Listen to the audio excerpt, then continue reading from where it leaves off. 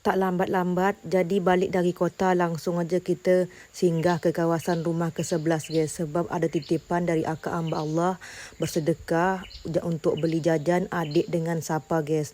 Kita suruh aja adik memilih jajan dan ini pilihan adik kita ambilkan. Dan adik juga memilih roti guys. Kenapa kita langsung membagikan? Sebab kita nanti nak pergi ke kota lagi.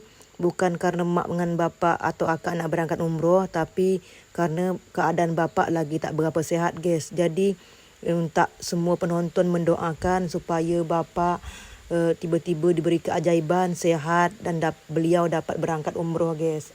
Jadi rencananya hari Minggu kita nak ke Tembilahan sebab kita nak bagikan dulu titipan dari hamba Allah. Berbagai macam titipan kita nak bagikan dulu, barulah kita ke kota lagi ya guys.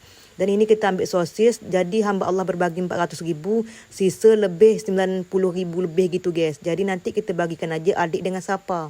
Tadi tu kan adik dengan Bapak Iwan menjemput kita dekat pelabuhan. Jadi ini kita hantar lagi adik ke rumahnya guys. Kerana hari panas jalan begitu sedap dilewati guys.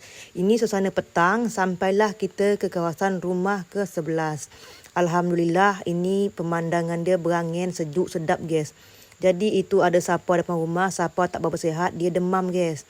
Dan adik aja menjemput kita. Kita keliling kawasan rumah, kita tidak masuk lagi sebab kita nak balik kan. Kerana kita lumayan penat dari kota sampai petang. Inilah pemandangan tepi-tepi rumah dia guys. Alhamdulillah sudah bersih, rapi dan cantik guys. Pokoknya sekali lagi Aryo ingatkan betul-betul minta butuh doa penonton supaya Bapak Aryo sihat seperti sedia kala. Amin. Dan inilah guys titipan dari hamba Allah lagi. Ada sajadah, mukena dan kain sarung. Ini sudah ada tujuannya guys. Tapi tidak Aryo membagikan, suami yang membagikan dengan Ison. Sebab Aryo nak ngamas rumah kerana nak berangkat ke kota lagi. Untuk akak hamba Allah ini tidak dibagikan oleh suami. Terima kasih banyak ya kak. Berkah selalu, lancar-lancar rezeki akak.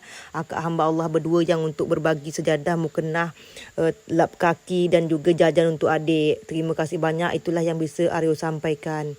Dan ini nanti ada tujuan masing-masing. Tengok aja di akun suami ya guys. Sebab Aryo tidak ikut membagikan. Kita masih banyak pekerjaan di rumah. Dan insya-Allah kita akan lanjut kegiatan macam biasa nanti setelah balik dari kota. Dan Aryo sempat juga menjual pisang sebelum kita berangkat. Ini pisangnya nanti siapa yang dah ambil aja ke rumah ya guys. Ini masih ada dekat rumah.